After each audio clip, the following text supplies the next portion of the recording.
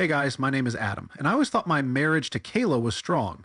We'd been together for almost 7 years, and I truly believed we had something real. She was my love, my support, my family, someone I thought I'd grow old with. I never imagined we'd be one of those couples who drift apart or start questioning everything. But life has a funny way of proving you wrong. A few months ago, Kayla came to me with this idea. We were sitting at the kitchen table just having coffee like any other morning when she suddenly got all serious. She said she'd been thinking about taking some time for herself. A journey, she called it. She told me she needed to figure out what she really wanted in life before she could feel truly settled in our marriage. At first, I didn't get it.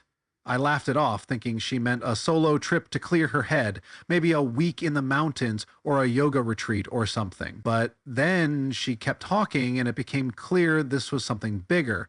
She said she felt like she never really had a chance to explore life before we got serious, that she'd been with me since college and she wanted to understand herself better before locking in for the long haul.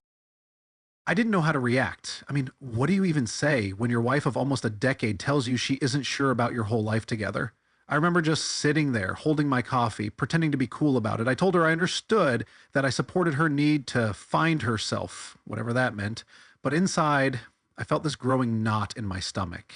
The worst part, the way she looked at me when she said it.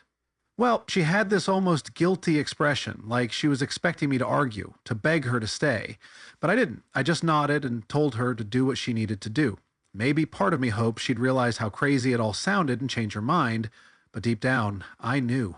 I knew this wasn't just about finding herself or understanding what she really wanted. Something was off.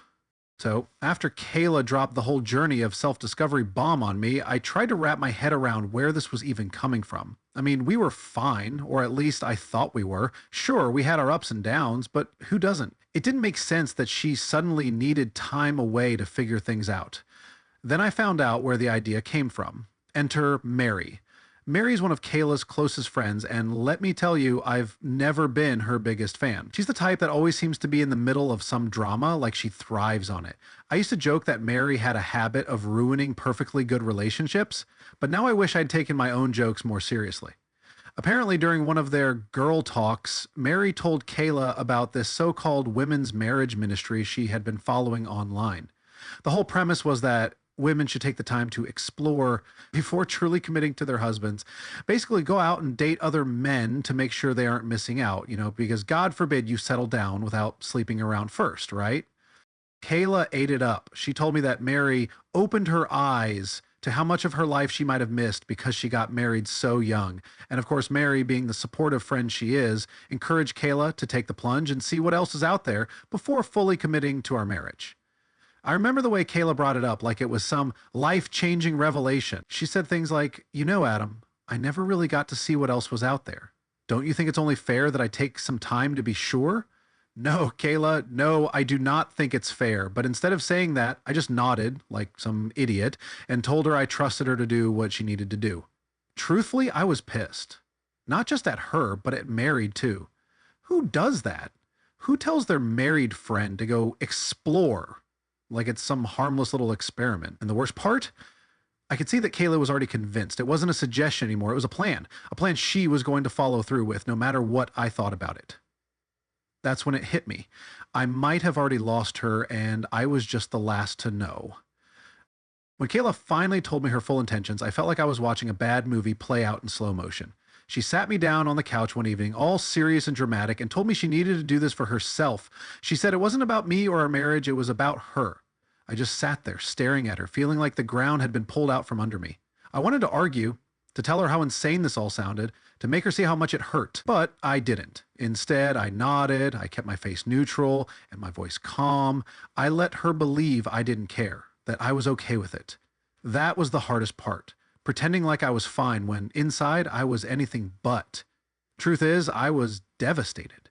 I felt betrayed before anything even happened. She was telling me, point blank, that she wanted to sleep with other men and come back to me like nothing had changed. And I was supposed to just sit here and wait, smile and welcome her home when she was done finding herself? But I didn't fight, I didn't beg. I guess a part of me thought that if I acted indifferent, she'd change her mind, that maybe she'd realize how ridiculous it all was and drop the whole thing, but no. She took my silence as acceptance. She actually looked relieved, like she expected a fight, but was happy to skip it. "Thank you for understanding, Adam," she said, placing her hand on mine. "This will be good for us." Good for us, right? So a week later, she packed her bags and left, just like that. No tears, no dramatic goodbyes, just a hug, a kiss on the cheek, and a see you soon. It was surreal, watching her walk out the door like she was heading to a damn retreat instead of walking away from our marriage. I sat there in silence for hours after she left, just staring at the wall. My mind was racing with every possible scenario. Was she already seeing someone? Did she plan this with Mary all along? And the worst thought of all, what if she never comes back? I told myself I'd be fine. I could handle being alone for a while. I could focus on work, hit the gym, catch up with friends. But deep down, I knew the truth. Caleb leaving wasn't just a break, it was the beginning of the end. And I wasn't ready for it. Not at all. The first 2 days after Kayla left, I tried to keep myself busy. I threw myself into work, hit the gym harder than ever, and even caught up with some old friends I hadn't seen in a while. I told myself this was just temporary, that she'd get whatever self-discovery crap out of her system and come back. But as the days turned into weeks, the silence in the house became unbearable. Her absence was everywhere. Her empty side of the bed, the coffee mug she always left on the counter, the stupid scented candles she loved burning. I kept catching myself expecting to hear her voice or see her car pull into the driveway, but it never happened. She called me once in a while, though. At first, it was just casual check-ins. "Hey, how's everything going?" Like she was on a business trip or something. She'd tell me she was doing good and that she was learning a lot about herself, whatever the hell that meant. I played along, trying to sound normal, trying not to ask too many questions, but eventually I started noticing the shift. The calls got less frequent, and when we did talk, she was different, distant, cold. I could hear it in her voice, in the way she laughed a little too hard at things that weren't funny, or how she'd avoid giving me straight answers. Then came the social media posts. Yeah, I know, I shouldn't have looked, but curiosity got the best of me. Her Instagram was suddenly flooded with pictures, bars, beaches, fancy dinners. And not once was she alone. There were always other people, always men. Some just friends maybe, but others? Yeah, I wasn't so sure. I wanted to trust her, I really did, but the doubt started eating away at me. Late at night, I'd lay in bed, staring at the ceiling, replaying our last conversation over and over. And then, after a night when I thought, was I crazy? Was I just being paranoid? Or was she really out there doing the one thing I feared most? I kept telling myself I'd talk to her about it. I'd ask her directly what was going on, set some boundaries, hell, maybe even demand she come home. But every time I picked up the phone, I chickened out. I didn't want to seem desperate. I didn't want to hear the answer I was dreading. And so I just let it go. I convinced myself that maybe this was what she needed. Maybe she'd get it out of her system and come back, ready to settle down like she promised. But deep down, I knew I was lying to myself. And it was only a matter of time before the truth came crashing down. It happened on a random Tuesday night. I wasn't even looking for anything. Honestly, I'd been doing my best to avoid thinking about Kayla and her so-called journey. I was just cleaning up around the house when I noticed her old laptop sitting on the bookshelf. She had left it behind in her rush to pack, probably figuring she wouldn't need it. At first I ignored it. I told myself not to go there, but you know how it is. Curiosity gets the better of you. I sat down, powered it up, and figured I'd browse through some old pictures of us, maybe remind myself of better times. But what I found instead? It shattered whatever was left of my faith in her. The moment I opened her email, I knew. There it was, staring me right in the face. Messages from a guy named Eric, some random dude I had never even heard of, and yet the way she was talking to him made it painfully clear who he was to her. Messages full of, "I miss you already." My stomach dropped. I kept scrolling, hoping I was misreading things, but nope. There were more messages, more texts, pictures I wish I could erase from my memory. The worst part? The timestamps. She had been talking to this guy way before she even brought up her journey. This wasn't about self-discovery at all. She had been planning this. I just sat there, staring at the screen, feeling numb. My hands were shaking, my chest was tight, and I could feel this pressure building inside me. I wanted to punch something, scream, throw the damn laptop across the room. But I didn't. I just closed it, sat back, and let the reality sink in. She lied to me. Over and over, every sweet word, every promise, every time she loved me in the eyes and told me she loved me, it was all bullshit. And the worst part? I had let it happen. I had sat here waiting like an idiot while she was out there screwing some guy and pretending she was finding herself. I don't know how long I sat there, staring into nothing. I kept thinking about our wedding day, about all the nights we stayed up talking about the future, about all the sacrifices I made for us, and for what? So she could run off and play single while I held down the fort? That night, something inside me snapped. The doubt, the hope, the waiting, it all ended right then and there. I knew what I had to do. I wasn't going to be the guy sitting around hoping she'd come back. I was done. After that night, something in me shifted. I wasn't sad anymore. I wasn't confused. I was just done. There was no going back, no working things out. Kayla had made her choice, and now it was my turn to make mine. The next morning, I called in sick to work and met with a divorce lawyer. I didn't even hesitate. Sitting in that office, going through the paperwork, listing out our assets and debts like it was just another business deal. It should have felt devastating, but honestly, it felt like relief. The lawyer, an older guy named Tom, looked at me across his desk and asked if I was sure. I nodded without a second thought. He explained the process, the timelines, what I could expect. He asked if I wanted to confront Kayla before filing. I told him no. There was nothing left to say. Filing those papers felt like taking the first real breath in weeks. For the first time in a long time, I felt in control. No more sitting around waiting for her to figure things out. No more wondering if she was coming back.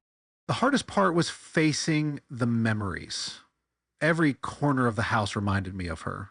The framed photos on the wall, the stupid little love notes she used to leave in my lunchbox, the way she'd laugh at her own terrible jokes.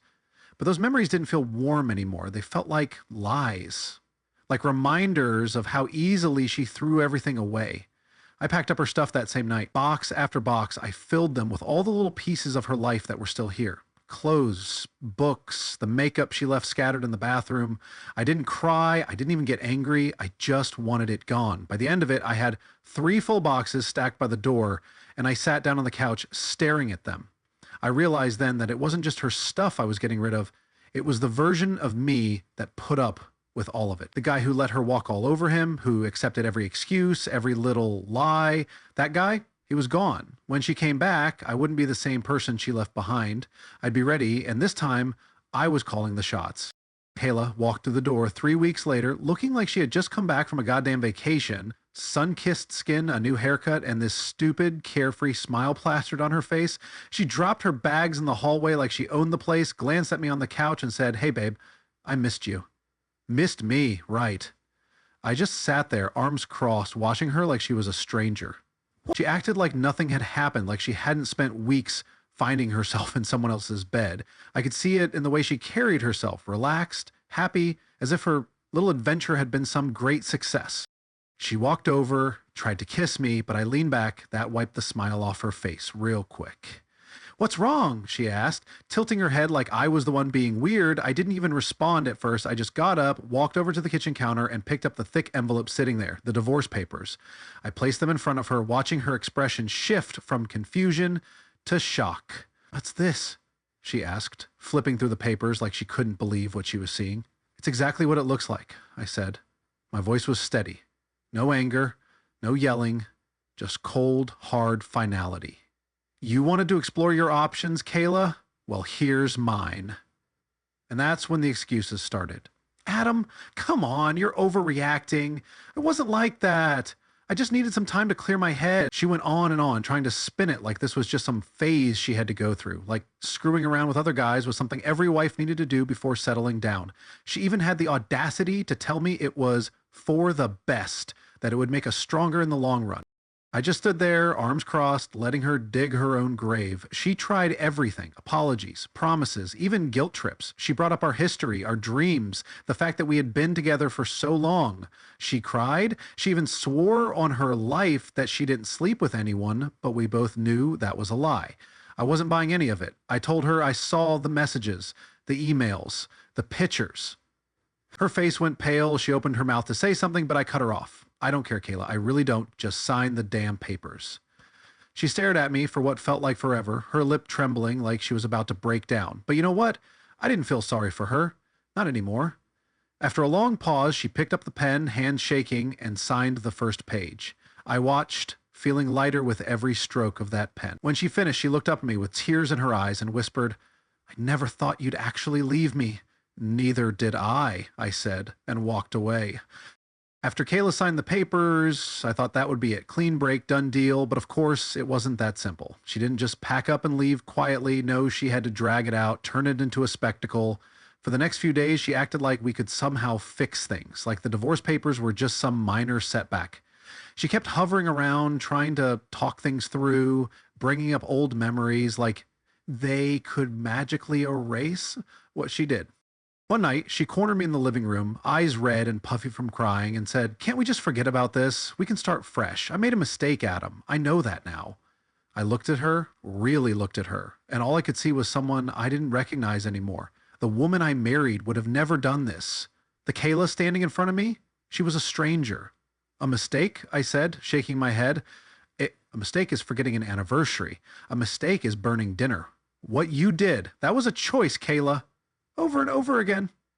She started sobbing again, swearing it didn't mean anything, that she only slept with him once as if that made it better, and that she regretted everything. But I didn't care anymore. I was done playing the fool. I told her to pack her things and go. That's when the mood changed.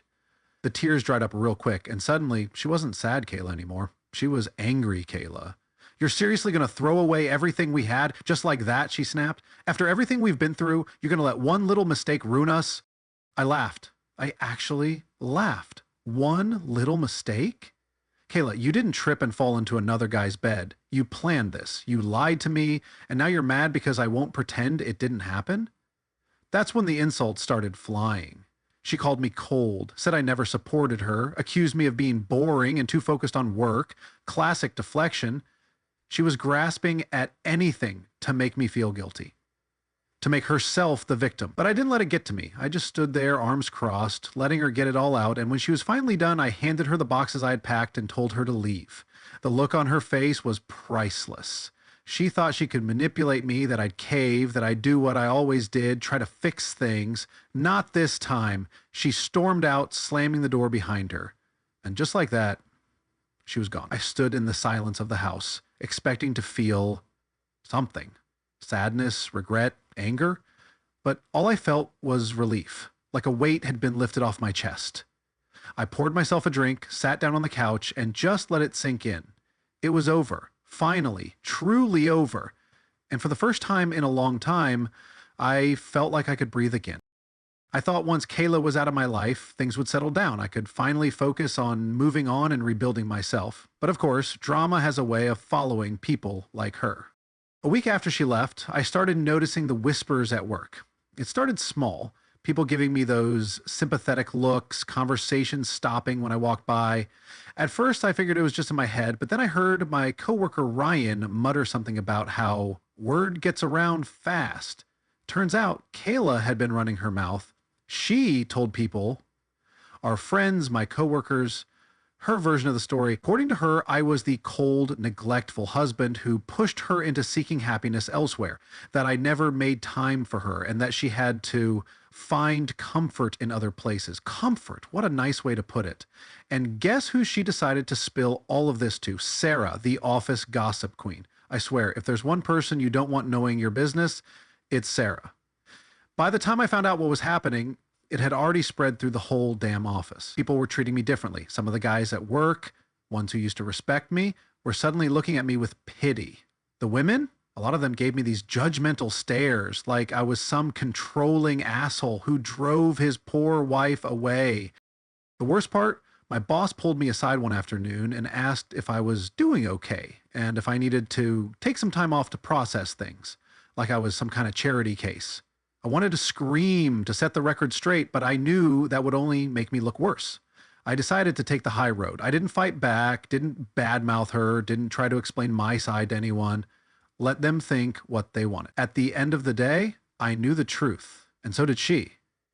But karma? Karma has a funny way of working things out. A couple of weeks later, I found out Kayla had been seeing someone from her office. Apparently the guy was married and his wife found out. Next thing I know, I'm getting texts from mutual friends saying Kayla's life was falling apart. She got into a screaming match at her office, got called into HR, and suddenly she wasn't so smug anymore. I'd be lying if I said I didn't feel a little satisfaction, okay? A lot of satisfaction. I focused on my work, kept my head down, and did my job. Eventually, the whispers died down and people found something else to gossip about. But Kayla? She was burning bridges left and right, and for once, I wasn't the one cleaning up the mess. And damn, it felt good. After the dust settled and Kayla was out of my life for good, I had a lot of time to think. Too much time, honestly. At first, I distracted myself with work, gym sessions, and hanging out with friends, but the quiet moments always caught up with me. I started replaying everything in my head, the way our relationship started, the way it fell apart, and all the red flags I ignored along the way. It was painful realizing how blind I'd been. Looking back, I could see the signs, the little lies Kayla used to tell that I brushed off, the way she'd get defensive whenever I asked about Mary and their so-called girls' nights, the way she'd always talk about needing more excitement in our lives like I wasn't enough. But you know what really hit me? It wasn't just her. Yeah, Kayla was selfish and yeah, she cheated, but I had my own part to play in all of this. I let it happen. I let her walk all over me. I let her manipulate me into thinking I was the problem, when all along she was just looking for an excuse to do what she wanted. I realized how much of myself I had given up for that relationship. I bent over backward trying to make her happy, always putting her first, always compromising. And for what? So she could turn around and act like I was the villain in her little story? It was a bitter pill to swallow, but it was necessary. I needed to face the fact that I lost myself in that marriage. I stopped doing the things I loved, stopped chasing my own goals, and instead I poured everything into us. But us didn't exist anymore. It was just me now. And that's when I decided that this wasn't going to define me. I wasn't going to let Kayla's betrayal be the thing that broke me. Instead, I was going to use it to rebuild. I started making changes, real changes. I picked up old hobbies, things I hadn't done in years because I was too busy trying to be the perfect husband. I started focusing on my goals, the ones I put on hold for too long, and slowly I started to feel like me again. Not the guy Kayla wanted me to be, not the guy who waited around for her to come back, just me. It wasn't easy, and it sure as hell wasn't instant. There were nights where I felt like I had wasted years of my life. But the more I focused on myself, the more I realized that I wasn't losing anything. I was gaining back everything I had forgotten. In the end, the real culprit wasn't just Kayla. It was her selfishness and my willingness to put up with it. But not anymore. I was done. Looking back, it was time to move forward. Once I accepted the reality of my situation, everything started to feel clearer. I wasn't just getting over Kayla, I was rebuilding myself from the ground up. And honestly, it felt damn good. The first big decision I made was to move out of our house. Too many memories, too many ghosts of what used to be. Every room had some reminder of her. Our movie nights on the couch, the dinners we cooked together, the arguments that used to feel small but now seem like warning signs I ignored. I couldn't stay there anymore. I found a place in a new city a few hours away, nothing too fancy, just a small apartment that was mine and mine alone. The first night there, I sat on the floor with a pizza box and a six-pack, no furniture, and just took it all in. It felt liberating. I also made a career move, something I'd been putting off for years because Kayla didn't think it was practical. I started my own consulting business, something I dreamed of but never had the guts to do. Turns out, when you don't have someone constantly questioning your choices, you can actually go after what you want. And let me tell you, it felt amazing to finally take control of my future. I started hitting the gym even harder, not just to distract myself, but because it gave me a sense of purpose. There was something therapeutic about pushing myself, feeling stronger every day. I even started hiking, something I hadn't done since college. Being out in nature, away from the noise, helped me clear my head in a way I hadn't felt in years. And the people I met, man, it was refreshing to be around people who didn't know me as Kayla's husband. No pity looks, no whispered gossip, just new faces who saw me for who I was now, not who I used to be. I won't pretend it was all smooth sailing. There were tough nights where the loneliness crept in, where I wondered if I'd made the right choice or if I should have fought harder for my marriage. But every time those thoughts came, I reminded myself of what I found on her laptop, of all the times she lied to my face. And just like that, the doubt faded. I realized something along the way. Losing Kayla wasn't the worst thing to happen to me. Staying with her would have been. The more I focused on myself, the more I started to feel like I was finally living. Not just existing, not just going through the motions, but actually living. And for the first time in a long time, I felt truly free. I wasn't the same guy she left behind. I was better, stronger, and I was just getting started. A year passed before I found myself back in my hometown. I hadn't planned on returning anytime soon, but my mom needed help with some stuff around the house, and honestly, I figured enough time had passed that it wouldn't sting anymore. Driving down those familiar streets felt weird. like stepping back into a life that didn't quite fit me anymore. The old coffee shop where Kayla and I used to spend our Sunday mornings, the park where we'd walk our dog, even the grocery store where we'd argue over which brand of cereal to buy. I thought it would hit me harder, but instead it just felt distant, like another life that belonged to someone else. I was grabbing coffee at that same shop when it happened. I heard her voice before I even saw her. Adam? I turned around, and there she was. Kayla. She looked different, tired, thinner, with a strained smile that didn't quite reach her eyes. Her makeup was heavier, almost like she was trying to cover something up. For a second, I felt a pang of something. Sympathy, maybe? But then I remembered everything, and that feeling vanished. Hey, I said, keeping my voice even. She stared at me, almost like she couldn't believe I was real. Then, before I could say anything else, she blurted out, I've missed you. I almost laughed. I didn't ask how she was doing, didn't offer small talk. I just stood there waiting. She fidgeted with her cup, biting her lip like she always did when she was nervous. And then it came, what I knew was coming all along. I made a mistake, she said softly. I was stupid, Adam. I thought I needed something else, but all I did was mess everything up. I didn't say anything. I just let her keep talking. She went on about how things didn't turn out the way she thought they would, how she missed what we had, how she was ready to make things right.